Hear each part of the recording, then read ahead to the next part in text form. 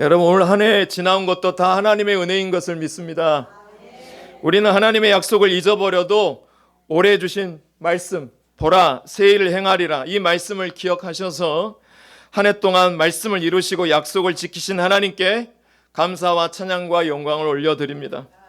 2024년도 하나님이 다 하셨습니다. 마찬가지로 2025년에도 하나님이 다 하실 줄로 믿습니다. 옆 사람과 인사하겠습니다. 2024년도 다 하셨습니다. 하나님이 다 하셨습니다. 2025년도 하나님이 다 하실 겁니다. 시작.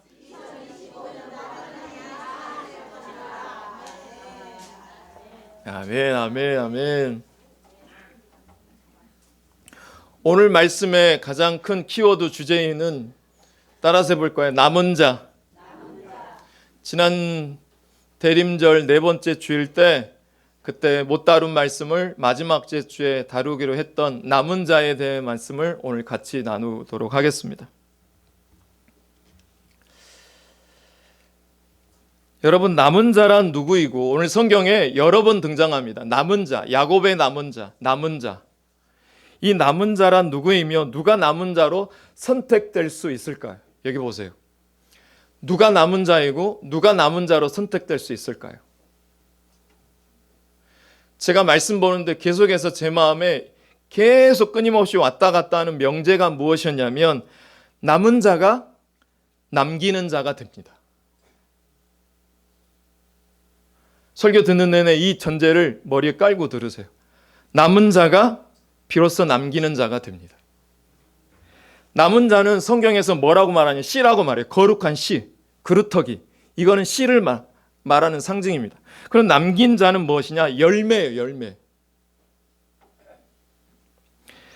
남은 자가 자신의 생명을 심어줘야 남긴 자가 만들어집니다. 이게 무슨 말이냐면 우리가 보통 마리아가 예수님만 낳았다고 생각하지 요셉이 동정녀 마리아가 임신한 소식을 그 짐을 같이 나눠주게 되면서 비로소 생명이 예수 그리스도가 나지게 된 거예요.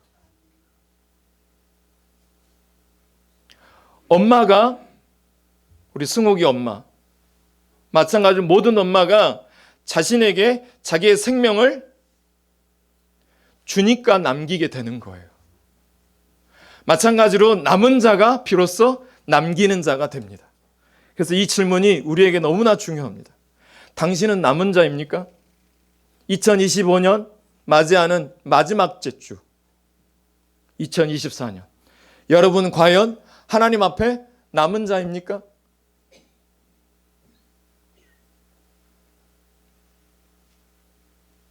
뭘 남기셨습니까?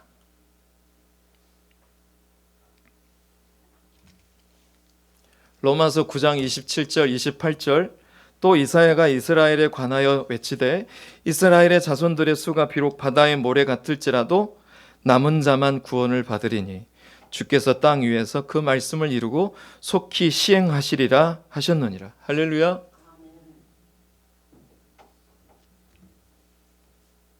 바울은 여기에 등장하는 남은 자들의 사상은 바울이 12개 서신을 기록하는 구원론의 모든 핵심 개념을 무엇이라고 말하냐면 따라서 해보세요. 눈도 뜰 겸 해서 벌써 시작도 하기 전에 눈이 벌써 마지막 순간까지 눈을 감기면 제가 어찌 진행할지 아리송송합니다. 네, 벌써 제 눈을 저는 그분을 마주치면 민망해 하실까 봐 제가 지금 대수는 눈을 안 들려고 합니다. 자, 여러분 따라서 해볼까요? 남은 자. 바울의 구원론의 핵심 개념은 남은 자입니다. 로마서에서 9장 27절에 보시면 이스라엘의 무 자손의 수가 비록 바다의 모래와 같을지라도 남은 자만 구원을 얻는다. 우스갯소리로 눈 뜨신 분이 말씀의 열매를 먹어요. 끝까지 눈 뜨는 남는 자가 되기를 축복합니다. 네, 눈을 이기는 자가 오늘 말씀의 열매를 받아 드실 거예요. 여기 본문을 보시면 은혜로 택하심을 따라 남은 자가 있다라고 말합니다. 이사야서 6장 13절 우리 같이 한번 읽어볼까요? 시작. 이것도 삼키움 바 될 것이나 밤나무 상수리 나무가 배임을 당하여도 남아있는 것 같이 씨가 이 땅에 그루터기니라. 씨가 남은 자예요. 그루터기예요. 죄로 인하여 모든 백성은 다 망하게 되고 진멸하게 되어서 나의 인생에 소망을 할 수 있는 없는 상태, 그루터기만 밑동이 다 잘려 있어서 줄기를 내거나 싹을 내걸 수 없는 상태. 엄마도 나를 도와주지 않고 아빠도 나를 외면하고 어느 누구 하나 집안의 넓은 집에 내 방을 차지하고 앉아있지만 누구 하나 나에게 생명의 싹을 줄 만한 남은 자가 없는 것 같은 그런 상태. 이스라엘 백성들은 다 망하게 되고 진멸하게 되어 있으나 하나님은 그 땅에 그루터기를 남겨두겠다고 하십니다. 그 그루터기가 거룩한 씨가 될 것이라고 말씀하시면서 이사야 11장에서는 그 그루터기에서 싹이 나게 될 것인데 그 싹은 누구이며 예수이며 남은 자들이라고 말하고 있습니다. 여러분, 여호와의 싹은 언제 비로소 태어날 때 아름답고 영화롭냐면 도저히 의사가 손댈 수도 없고 부모인 나조차도 자녀에게 뭔가 해줄 수 없는 그런 상태, 그런 그루터기 위에 피어난 것이 싹인데 그 싹이 예수 그리스도라는 것입니다. 오늘도 그 싹을 내실 줄로 믿습니다. 이 싹은 첫째는 예수 그리스도를 의미합니다. 본문 2절 우리 같이 한번 읽어볼까요? 시작. 베들레헴 에브라다야 너는 유다 족속 중에 작을지라도 이스라엘을 다스릴 자가 내게서 내게로 나올 것이라. 그의 근본은 상고의 할렐루야. 하늘에서 여러분에게 태어나서 보내신대요.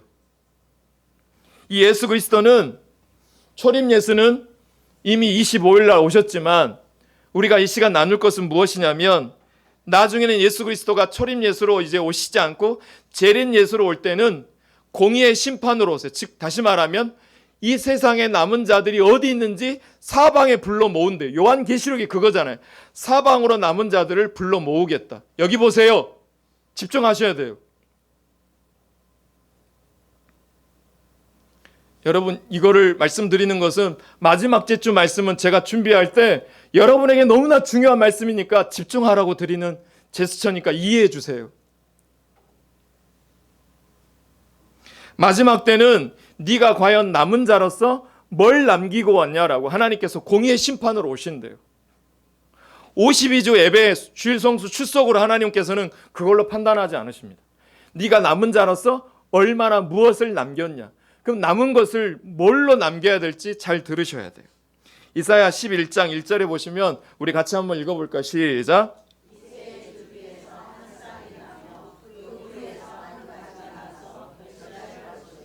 이 싹은 남은 자를 뜻합니다. 그렇게 그루터기와 같이 싹과 같이 하나님 앞에 거룩함을 반드시 끝까지 지켜내고 남은 자로 살아가는 자들을 통해 하나님은 하나님의 새로운 역사를 시작하시고 이루어 가신다라는 것입니다. 자, 남은 자라 하나님의 구원 사역의 대상은 모든 인간들에게 이 시간도 다 열려 있어요. 청함받은 자로 혼인잔치에 다 지금 들어오셨어요. 혼인잔치에 다 청함받은 자로 들어왔지만 택함받은 자는 적다 많다. 아주 적어요. 그래서 교회 안에 성소 안에서 의인과 악인을 나눈다고 베드로전서에서 이야기하고 있습니다. 경건치 않는 자의 문제는 이미 끝났고 죄인의 문제는 이미 끝났으니까 교회 안에 의인과 악인을 나누신다고 합니다. 그 의인은 무엇이냐면 남은 자예요. 그 남은 자가 얼마나 남겼냐 이 말이에요. 그럼 하나님은 우리에게 뭘 남기기를 원하실까요? 남은 자란 구원사역의 대상으로 모든 인간들이 이 시간 다 열려있지만 그러나 그 구원사역의 전개는 어떻게 이루어지냐면 스스로 선택하신 소수의 무리들을 통하여 이루어 나가신다라는 뜻입니다. 이를 신학 용어로 남은 자 사상이라고 말합니다. 이 첫 번째 이 사건이 드러난 경우는 인류를 홍수로 멸하실 때 남겨놓으신 노아와 그 가족들로부터 시작이 됩니다. 120년을 버텼어요. 혼자서 수치와 적신과 고난과 박해를 끝까지 견뎌냈어요. 그러자 그 가족들이 노아 덕분에 덤으로 남은 자의 삶을 살게 됩니다. 가족 안에서 한 사람만 남은 자로 세워지면 그 가족은 반드시 구원받게 되는 거예요. 여러분이 그 주인공이 되시길 축복해요. 이어서 백성들이 다시 노아 시대 이후로 이 땅에 번성하자 하나님이 그 다음에는 아브라함을 택하십니다. 하나님이 약속하셨어요. 무별과 같이 문모래와 같이 너의 자손을 장대하게 하겠다, 창대하겠다고 하는데 1년이 가고 2년이 가고 10년이 넘어가는데도 약속이 보이질 않는 거예요. 근데 그것을 견뎌냈어요. 해산하기까지. 그러자 하나님은 아브라함을 택하시어 믿음의 조상이 결국에는 되게 하십니다. 이어서 하나님은 이스라엘 민족을 선민으로 지정하셨습니다. 그러나 구원 사역이 본격적인 전개에 이르러 선택의 범위를 이스라엘 민족에게만 국한시키지 아니하시고 신약 시대에 이르러서는 예수 그리스도를 중심으로 한 영적 이스라엘 백성으로 확대하셨습니다. 여러분의 얼굴들이 좀 보이시나요?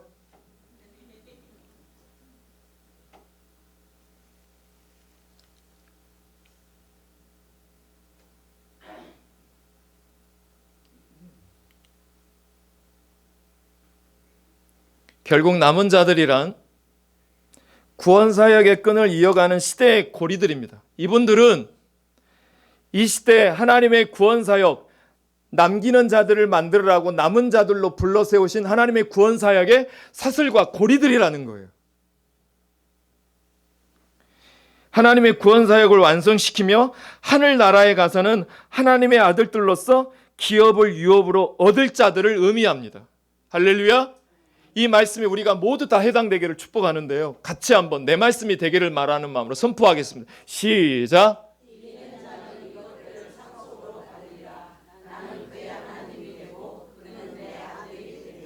아멘. 남은 자가 남기는 것을 어렵고 해산하기까지 수고스럽지만 애기 한 명 낳는데 얼마나 수고스러워요. 그걸 버텨내는 자가 이기는 자가 되는 거예요. 그걸 오늘 본문 3절에서 이렇게 이야기하고 있어요. 이기는 자를 여인이 뭐하기까지 10달 동안 해산하기까지 그들을, 즉 아수르와 같은 고통, 암이나 여러 가지 병마, 이런 고통, 내가 해볼 수 없는, 상상하기도 싫고 내 인생에서 펼쳐지면 안 될 것 같은 두려움의 사건을 그들에게 붙여주세요.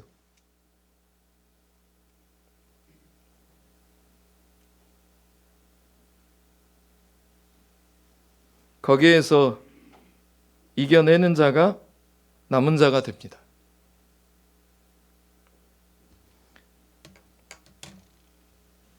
비로소 이스라엘 자손에게로 돌아올 수 있대요.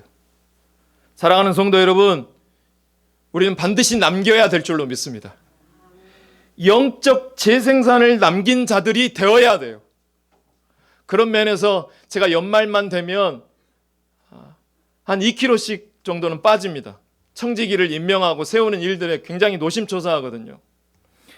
그래서 영적 재생산을 남기는 자들을 세우는데 우리 장로님 중에 한 분이 우리 중고등부 청년부 부장이 지금 부재해서 부탁드렸더니 흔쾌히 승낙해 주셨어요. 이게 영적 재생산을 위하여서 남은 자가 되겠다고 결단해 주시는 거예요. 여인이 해산하기까지. 그 수고할 때 얼마나 많은 수고가 붙여지겠냐고요. 어떤 권사님에게 아동부 부장을 부탁드렸어요. 그 권사님이 올해 아동부 부장을 해주기로 해주셨어요. 박수라도 쳐주세요. 누군지 궁금하시면 저에게 물어봐 주세요. 제가 말씀드릴 테니까. 제가 이 두 분을 놓고는 더 특별하게 영적 재생산을 놓고 해산하기까지 수고하는데 제가 더 기도하더라도 기도해야 되지 않겠습니까?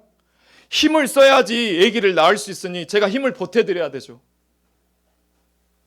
저보다 더 위에 계신 하나님이 더 도와주실 줄 믿어요. 영적인 재생산에 헌신하는데 그들이 수고하고 염려하는 일들 하나님이 대신 염려해 주시는 건 당연한 거예요. 정당성이 확보되는 거죠. 기도의 정당성. 우리가 새벽마다 기도 시간을 올려드리라고 권사님들에게, 어느 권사님에게도 기도 시간 드리라고 자꾸 하고 있어요, 제가. 근데 안 해요. 그래도 또 해요, 저는. 기도 시간 내어드리라고.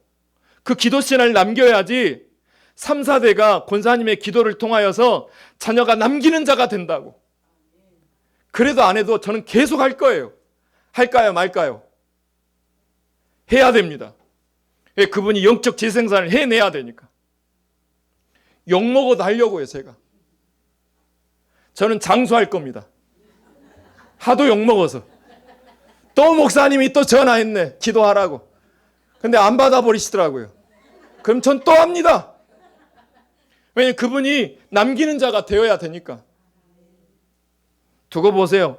내일도 할 겁니다. 기다려주세요. 여러분, 지금 옥전사님이 중등부 교사가 없다고 지금 막 아까는 마귀가 덤벼드니까 기뻐한다고 그러는데 속으로는 지금 애달아 하고 있어요. 중등부 교사가 없어요. 여러분, 누가 하실랍니까? 제가 돈만 많으면 1억을 쟁여놓고 하신다는 1억 쟁여주고 싶으세요. 근데 그 1억보다 크신 하나님의 은혜를 하나님이 보장해 주신대요. 중등부 좀 지원 좀 해주세요. 아멘이 없어요. 교사가 지금 턱없이 너무나 부족합니다. 나이가 있어도 상관없어요. 대학 가방끈 없어도 상관없어요. 옆에 남은 자로만 계셔주셔도 돼요. 저를 지금까지 있게 한 것이 아버지 어머니의 덕도 있지만 초등학교 4학년 때 김영숙 권사님, 일자 무식이었고 초등학교밖에 나오지 않았던 그 권사님이 예배 시간 올 때마다 저를 그렇게 껴안아 주셨어요. 제가 그래서 아이도 올 때마다 껴안아 주는 거예요. 그 따뜻한 느낌이 제 평생에 무덤에 들어갈 때까지 영원히 기억될, 그분이 저에게 영적 재생산을 해준 거예요. 중등부 선생님, 그거 지식이 많다고 하는 일이 아닙니다. 옆에 있어주기만 해주시면 돼요. 아파할 때마다 안아주는. 지금 우리 교회가 중등부 선생님이 없어요.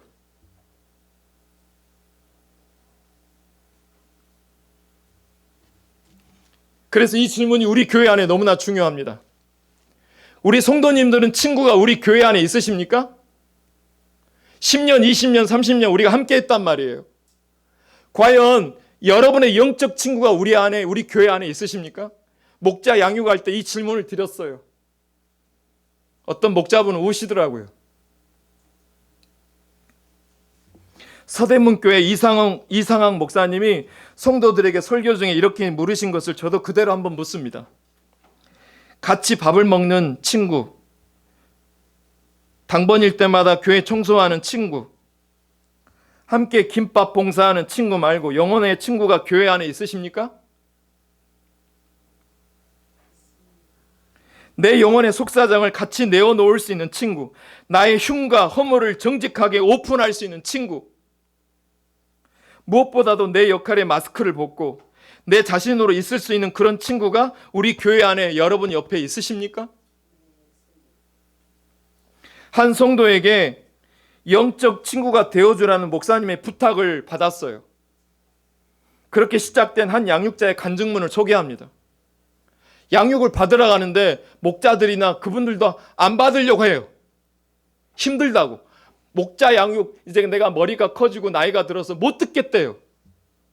양육 못 하겠대요. 그럴 때마다 얼마나 신경질 나겠냐고요. 그 전화를 받는 우리 권사님들, 목자님들. 근데 여기에도 똑같은 그런 분이 있었대요. 한 집사님에게 영적 친구가 되어주는 목사님의 부탁으로 시작된 한 양육자의 간증문을 소개합니다. 좀 길지만 지금까지 설교를 다 잊어버려도 이 이야기만 들어도 충분히 여러분에게 설교가 공급이 될 거예요. 들어보세요. 이번 1:1 제자 양육은 솔직히 피할 수 있으면 피하고 싶었다. 아니, 나는 때를 떼서라도 나이를 핑계 삼아서 내 여건을 핑계서라도 나는 양육받는 것을 거절하고 싶었다. 양육해주는 것은 더 거절하고 싶었다. 양육자로서 교육은 잘 받아놓고 무슨 소리냐 할 수 있지만 내가 동반자를 만나 그를 돌보아 줄 상황이 되지 않는 것 같았기 때문이다. 지난 여름에 나는 감당하기에 너무나 벅찬 일들이 한꺼번에 들이닥쳤다. 갑작스러운 집주인의 사정으로 전세 계약 기간이 한참 남았는데도 한두 달 안에 집을 비워줘야 하는 처지가 되어버렸다. 방학 중인 아이 셋을 데리고 여기저기 급히 돌아다니며 집을 알아보는데 내내 돌아다녀도 집이 구해지지 않아 하루하루 애가 탔다. 온풍기 한 번만 꺼주세요. 그러던 어느 날 남편이 가래를 뱉어내는데 피가 섞여 나오더니 급기야 핏덩어리를 토해내었다.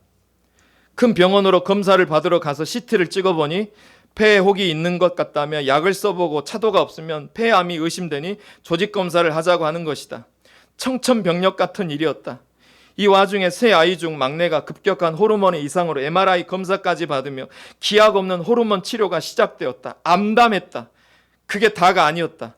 아버지 돌아가신 후 부동산 정리하러 해외에 나간 동생은 코로나 등의 어려움으로 2년 동안 돌아오지를 못하고 있는데 급기야 코로나에 걸려 생명의 위협까지 받는 상황이 되었다.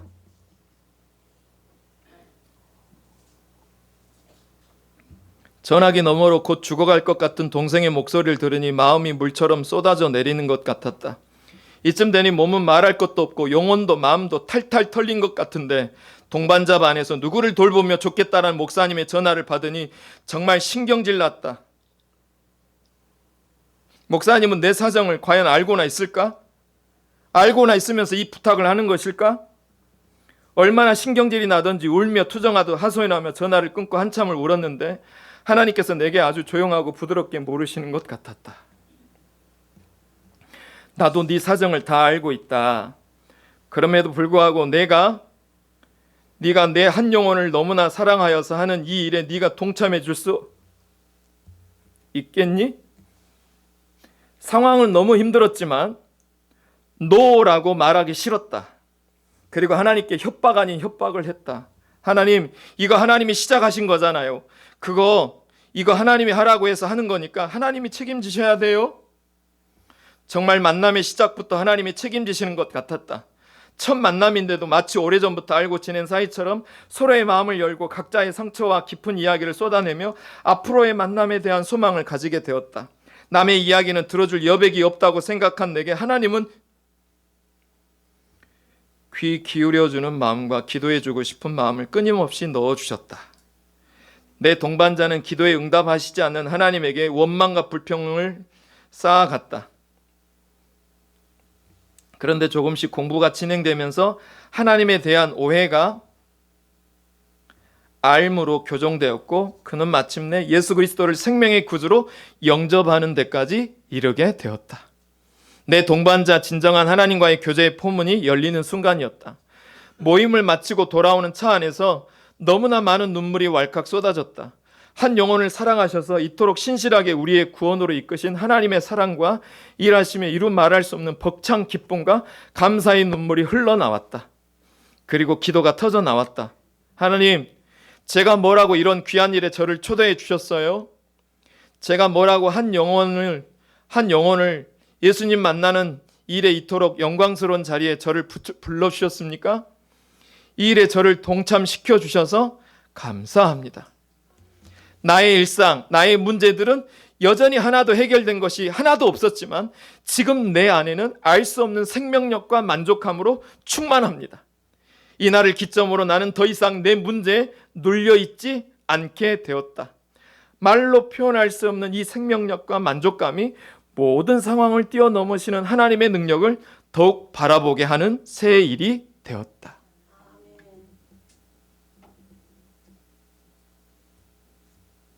여기서 제 눈에 들어왔던 한 구절이 있었습니다. 무슨 구절이냐면 저 오늘 이 아침에도 이 구절을 끌어안고 하나님, 저도 이런 현장을 실제로 이루어지게 해달라고 저도 기도하면서 이 문구를 진짜 수도 없이 읽으면서 울었어요. 제 눈에 들어왔던 이 간증하는 집사님의 구절이 어떤 구절이었냐면 나의 일상, 나의 문제들은 여전히 하나도 해결된 것이 없지만 지금 내 안에는 알 수 없는 생명력과 만족감으로 충만하다. 이날을 기점으로 나는 더 이상 내 문제에 눌려있지 않겠다. 이게 뭘 이야기하는 것일까요? 우리가 살면서 우리를 괴롭히는 문제들이 얼마나 많이 있습니까? 그렇지만 그 괴롭히는 문제들보다 더 위대하고 내가 알 길이 없지만 더 오묘하고 신면막측하시고 오묘한 그 영적 현실 안에 내가 노출되어 있을 때, 다시 말하면 지금 만삭이 된 몸으로 가만히 있어도 힘든데 내가 가장 싫어하는 로마 황제 아우구스토가 베들레헴까지 호정력을 하라고 110km가 넘는 거리까지 760m 고지가 있는 거기까지 나보고 호정력을 떼라고 하니 얼마나 그때 심정이 정말 짜증나고 신경질 났겠습니까? 그런 환경 하나님이 배열하신 그 하나님 앞에 우리가 노출되어 있을 때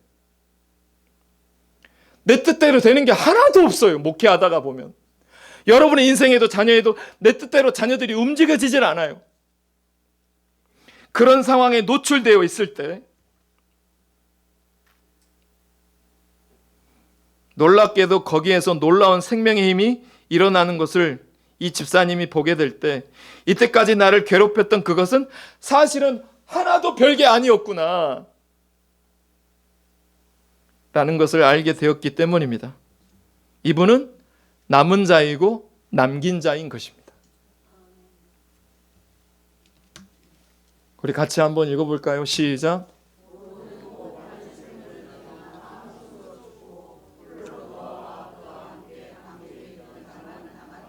남은 자란 어떤 심판에도 어떤 고난에도 만삭이 된 상황에서도 생명의 일에 집중하여 남아있는 축복된 무리를 가리키는 말입니다. 하나님이 주신 동정녀를 사람의 판단하지 않고 하나님이 하신 일들에 집중했기 때문에 축복을 받게 된 거예요. 어떤 위기와 심판에서도 멸망받지 않고 구출받아 남아있는 축복된 무리를 말합니다. 남은 자란 이 땅에서 이루고 마치는 일을 한 사람들, 즉 따라서 해볼까? 영적 친구를 만든 자들, 그 사람을 말합니다. 그런 의미에서 이 말씀이 아까 읽었지만 더 새롭게 느껴지실 거예요. 읽어볼까요? 시작.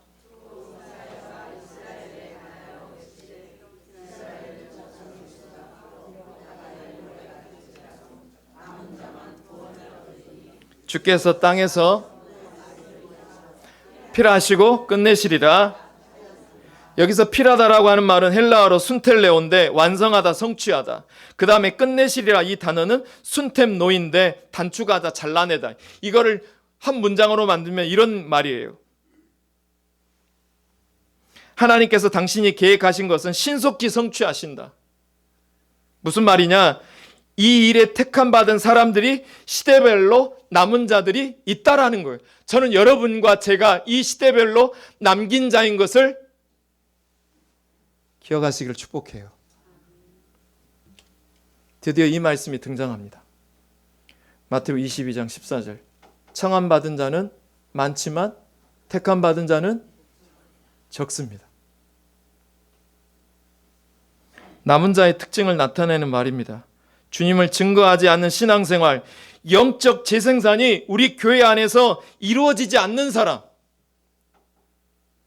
영적 자녀, 서로 짐을 지는 신앙생활이 없는 자들은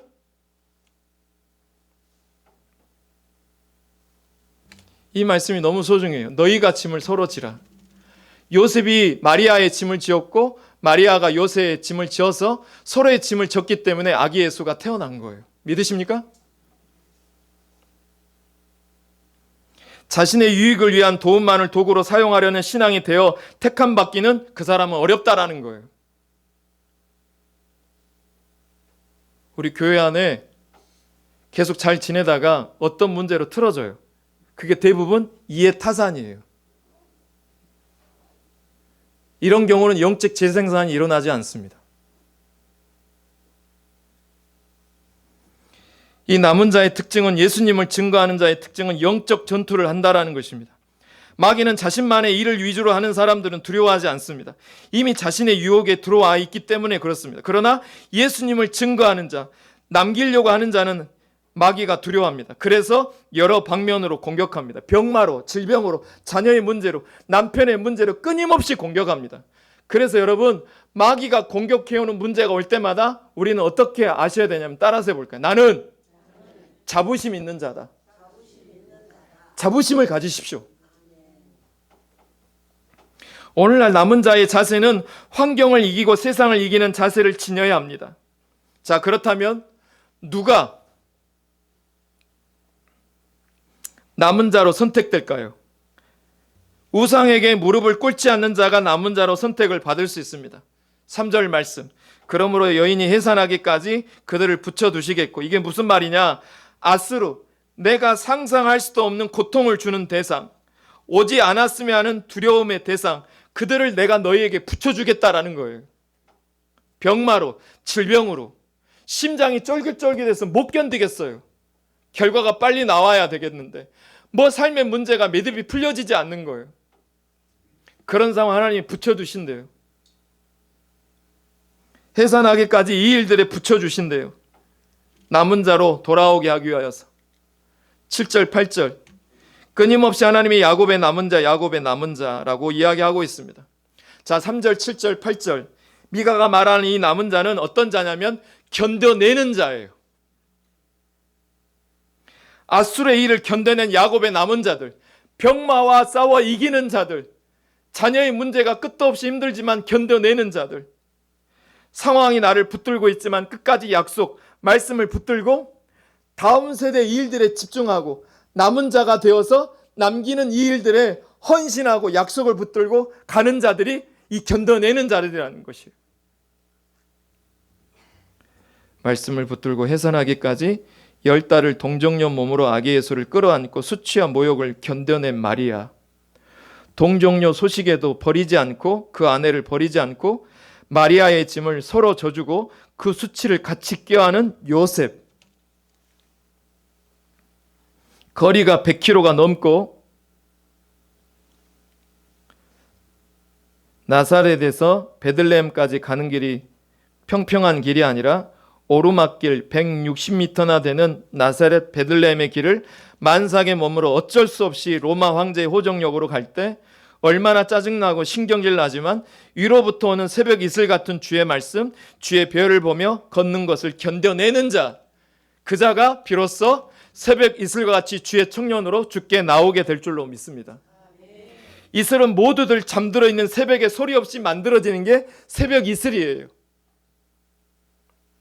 그것처럼 기도 시간을 새벽 이슬처럼 견뎌내는 자, 먼저 하나님의 은혜를 의지하는 자들을 말합니다. 또한 오늘 여러분 본문에 보시면, 전에 본문인가요? 여기는 풀 위에 내리는 단비라는 표현이 나와요.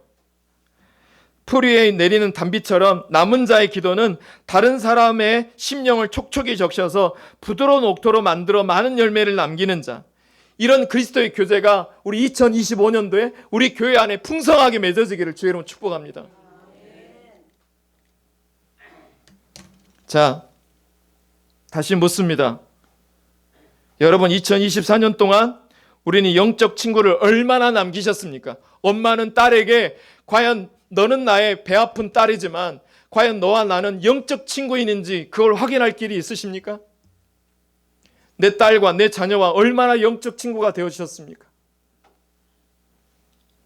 여러분들은 이 시대 이 일에 택함받은 사람들로 지금 살아서 숨쉬면서 여기에 기회를 지금 받으시고 앉아 계십니다. 오늘 성가대가 찬양했잖아요.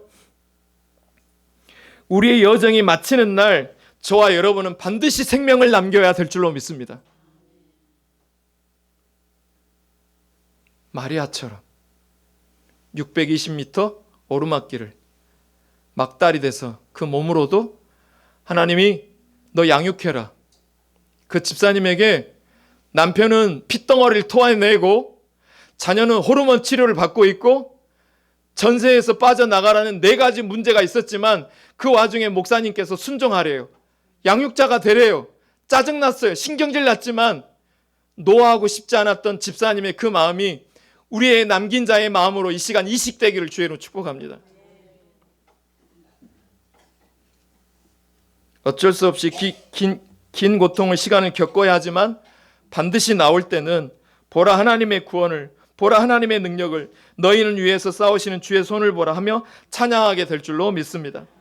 다음 질문은 연세대 교수인 이종학 교수님께서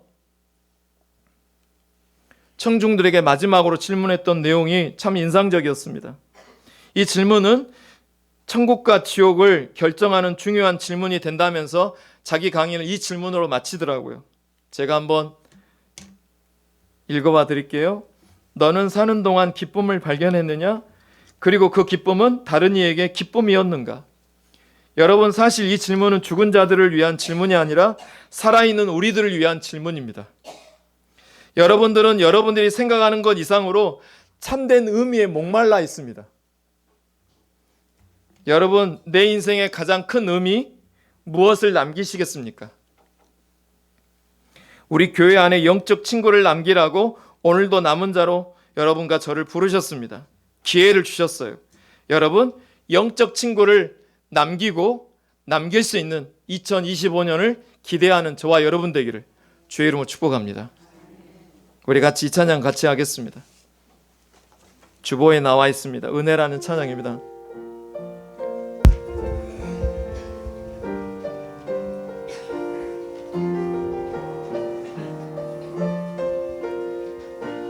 내가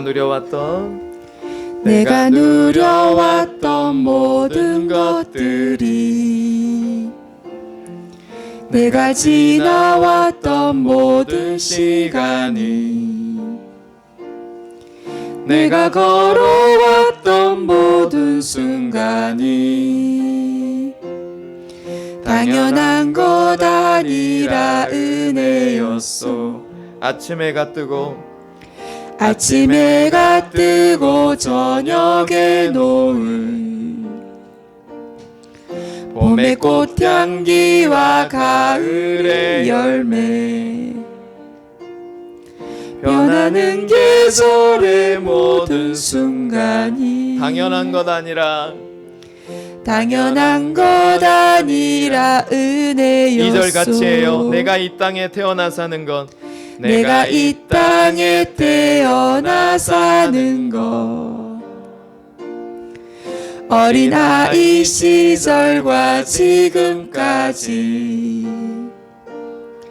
숨을 쉬며 살며 꿈을 꾸는 삶, 당연한 것 아니라 은혜였소. 내가 하나님의 자녀로 살며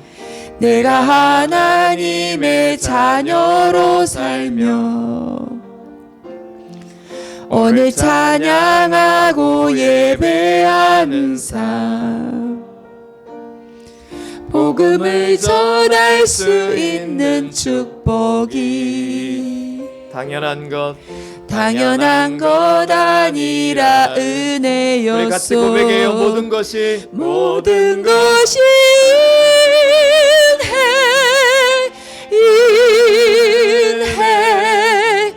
인해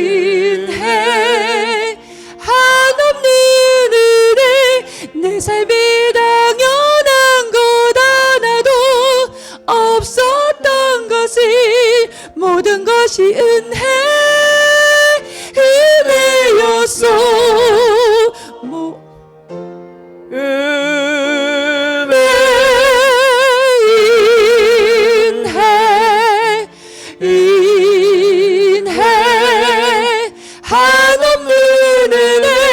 내 삶에 당연한 것 하나도 없었던 것을, 모든 것이 은혜였소. 제가 기도하겠습니다. 남은 자가 남기는 자가 됩니다. 요셉이 마리아를 버리는 것은 당연한 것이었습니다. 누가 뭐라 하지도 않을 이야기였습니다. 그러나 마리아의 짐을 대신 저 줌으로 말미암아 아기 예수가 이 땅에 생명으로 낳게 된 것처럼 우리 교회 안에도 요셉과 같은 마리아의 영적 친구가 찾아 나아가게 하여 주시고 만나게 하여 주옵소서. 만들 수 있도록 나를 이 시간 이 말씀으로 요동치게 하여 주옵소서. 그래서 남은 자가 되어 마지막 날 공의의 심판자로 주님이 오실 때에 너 뭘 남기고 왔니? 하나님, 제가 영적 친구를 이 교회 안에 만들어 놓고 왔어요 라고 그 은혜를 남기고 주님을 맞이하는 모든 성도들로 이 시간 세워지게 하여 주옵소서. 예수님 이름으로 기도합니다. 다 같이 일어나셔서 620장 우리 옆에 사람 손 잡고